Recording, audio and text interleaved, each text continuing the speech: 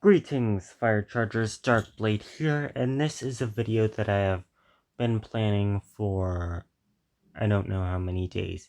I will be reacting to Japanese American internment camps explained by Mr. Beat. Mr. Beat is an education creator here on YouTube, and this specific video of his was uploaded on March 21st, 2014.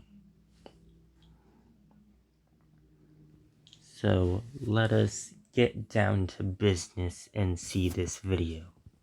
Because of the subject, I will not do anything facetious. I will also not signal you to subscribe to me, though I will still signal you to subscribe to Mr. Beat. In fact, I might do that myself. My name is Mr. Beat. Sorry, my volume was off. I did not notice that. Mr. Beat. Okay, let's see What's what... backwards? My name is Mr. Beat. It's hard for me not to get angry, very angry, when I think about what the United States government did to nearly 120,000 people of Japanese heritage during World War II. Here is the story of one of the greatest tragedies in American history: the Japanese American concentration camps. December 7th, Now it's going to get in. The audio you're hearing is from FDR's speech the day after Pearl Harbor happened. in infamy. United States of America was suddenly and deliberately attacked by naval and air forces of the Empire of Japan. Once upon a time, there was a nation-state called the Empire of Japan. On the morning of December 7th, 1941, Japan launched a surprise military strike on Pearl Harbor, Hawaii. This attack directly led the United States to enter World War II. Consequently, it also caused anyone in the United States with Japanese heritage to be looked at suspiciously. Japanese Americans had already faced race. Oh, and some of this is like the images being shown. This is like And discrimination for some of the examples of the racism and discrimination you can see here. And to stay on the job until every murdering, I'm not going to say this word, is wiped out. Now, I hope what I am not going to say, I hope what I'm going to say is a misinterpretation and not the original intended meaning of the original creator of that piece of media that Mr. B is showing here. But it is quite easy to take that and interpret that as essentially a call for anti-Japanese genocide. Again, I hope that is not the correct interpretation of that poster. nearly 100 years. Now, many Americans thought that Japanese Americans might be more loyal to Japan than the United States. I am an American. They were afraid of possible Japanese American sabotage, or the act of destroying, damaging, or blocking something on purpose. Despite the fact that there was absolutely no evidence for sabotage, many Americans simply did not trust Japanese Americans. Following the attack on Pearl Harbor, Japanese persecution increased. Many non-governmental, quote, Jap hunting licenses, unquote, were distributed throughout the country. Life magazine... So, like, licenses to hunt people. The very idea of that sounds extremely disturbing. Published an article describing how to tell a Japanese person from a Chinese person by the shape of the nose and stature of the body. The hatred and paranoia toward the Japanese was particularly great along the west coast of the United States. A barber, the shape of the nose and stature of the body. The hatred and paranoia toward the Japanese was particularly great along the west coast of the United States.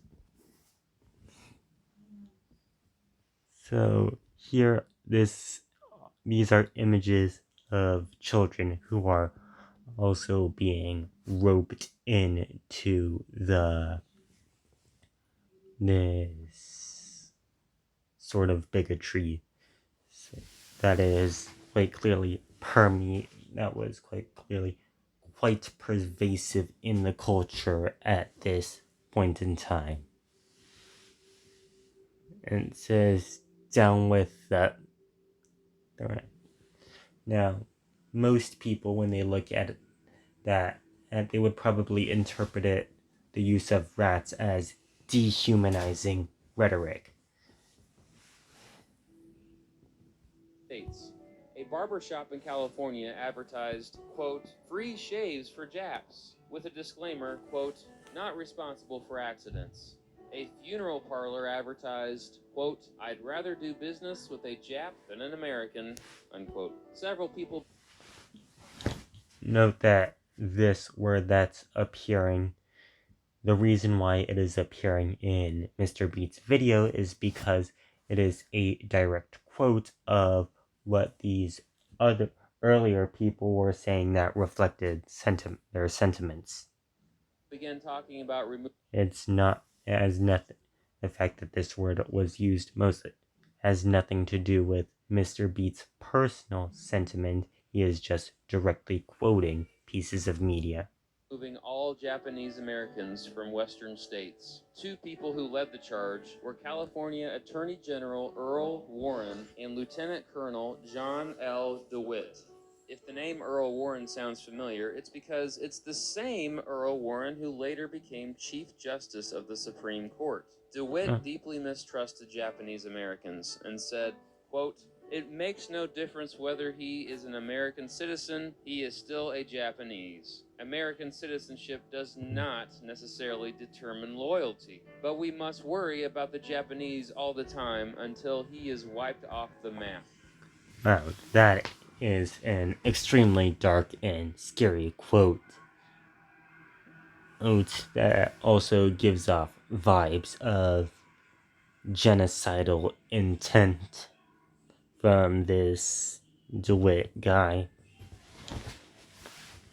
So, when you think about the Holocaust and why it happened in Nazi occupied territory, we can look at these sorts of sentiments that play out in American culture at the same time, and we could see that something similar to the Holocaust could potentially have easily happened right here. Unquote. DeWitt also irrationally argued that the fact that Japanese Americans had not yet committed sabotage proved that they were plotting to do it in the future. That sounds like it should be a logical fallacy, but I don't know which one. In early 1942, Warren, DeWitt, and others pressured President Franklin Roosevelt to kick out all people of Japanese descent in Western states, and then lock them up somewhere else. Roosevelt agreed. On February 19, 1942, Roosevelt signed Executive Order 9066.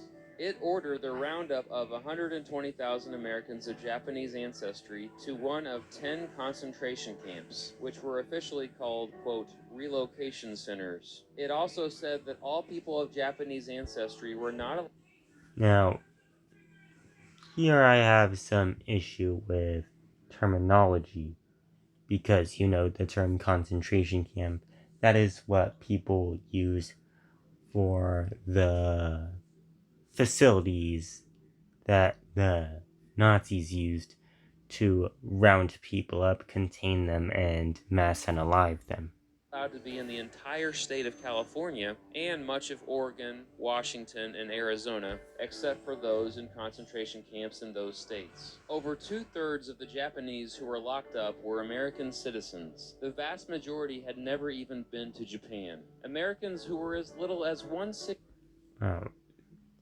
It's kind of disappointing that my home state was involved in this, should I say. Japanese could be placed in concentration camps. Even Japanese American veterans of World War I were forced to evacuate their homes. Ironically, most Japanese Americans in Hawaii were not forced to leave. The reason why? I wonder how this might affect a person like me. Obviously, I was born like 60 years after World War II ended, but how would this affect something like me? To give you an illustration of my situation, I do have a Japanese passport, though it is a couple of years expired, but I am genetically or ethnically or whatever you want to call it 0% Japanese, and I have never had a Japanese residency. Ethnically, I'm half Chinese and half like European stuffs.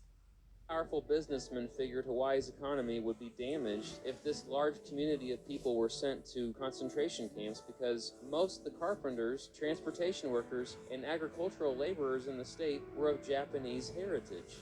DeWitt was in charge of enforcing So in Roosevelt's that case executive order. is intern. So in that case where the people, the population is large enough to be economically important, interning them was seen as a no-go.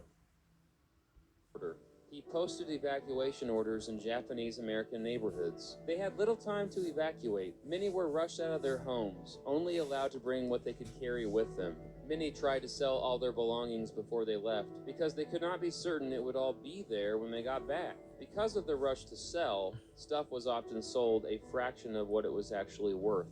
Until the camps were finished, many of the Japanese Americans were held in temporary centers, such as stables at local racetracks. They generally had no idea where Wow, that it sounds quite dehumanizing. Keep these people in the same place that you keep horses that are used for sport.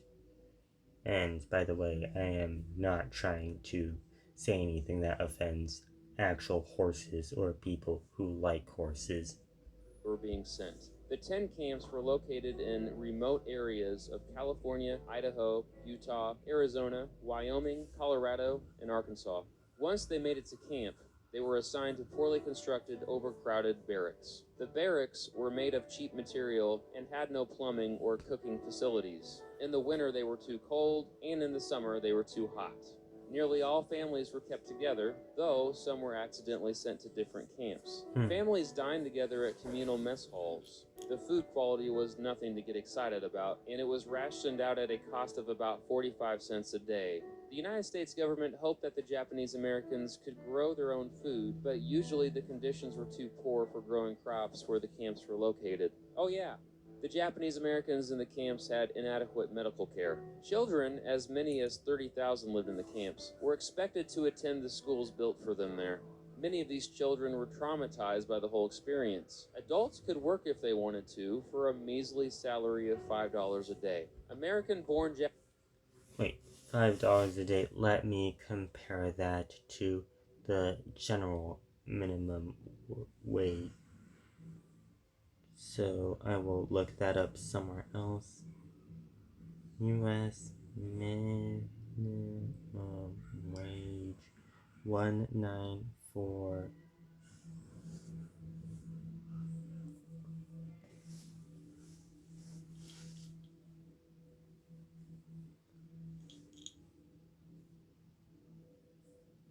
So I am still looking. I'll pause the video. Okay, so I found something. According to the Department of International Relations in the state of California, and the website is dir.ca.gov, they have a page called History of California Minimum Wage. And if I scroll down, I see an entry that's as February 8th, 1943, in which it said that the minimum wage then was 45 cents per hour.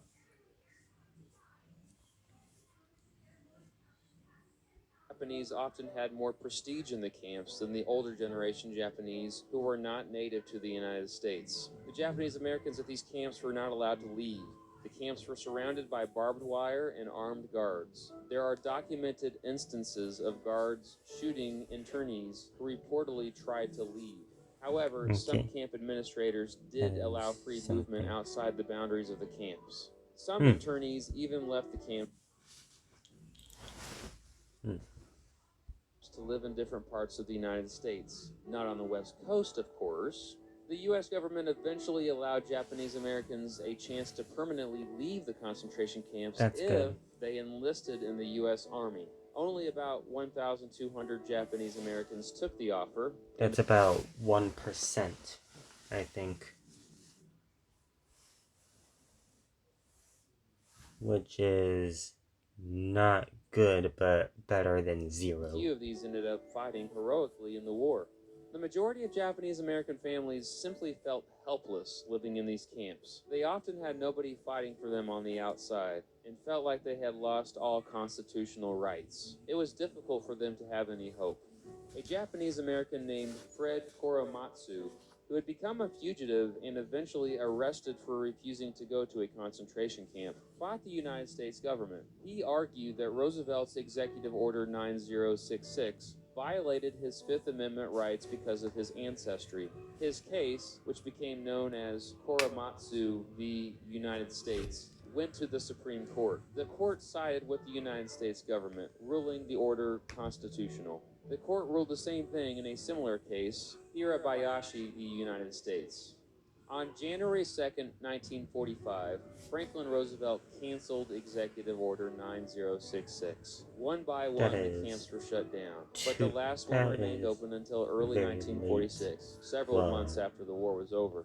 Finally, it's quite late, unfortunately, though even that late is still better than never. They were free. The free Japanese Americans were given $25 and a train ticket to their former homes. Many returned home to find their belongings missing or destroyed. To compensate their property losses, the United States Congress passed the American Japanese Claims Act, but in reality the law did not compensate much of what was lost. In 1980, that's right, 35 years later, Congress finally decided to investigate whether or not the locking up of Japanese Americans in concentration camps during World War II was a good idea. Their conclusion was that it was definitely not. They condemned it by saying it was unjust and motivated by racism and xenophobic ideas rather than real military necessity. In 1988, Congress passed the Civil Liberties Act, which formally apologized to the Japanese Americans affected and awarded payments of $20,000 to each camp survivor. The U.S. government eventually gave out more than $1.6 billion in reparations to 82,219 Japanese Americans who had been victims directly or indirectly. A reparation is making amends for a past wrong. The forced relocation of Japanese Americans to concentration camps during World War II is one of the most despicable acts by the U.S. government in American history. Today we remember it as a tragedy, but it's important to remember that most Americans accepted it or even encouraged it while it was happening. After all, a 1944 opinion poll found that 13% of Americans were in favor of killing all the Japanese. Today, minorities of all kinds continue to be marginalized in society, but it's satisfying to know that now all Americans... An outright genocide had that high level of support. Look back on the Japanese American concentration camps as a deplorable and awful mistake. The end. So that is all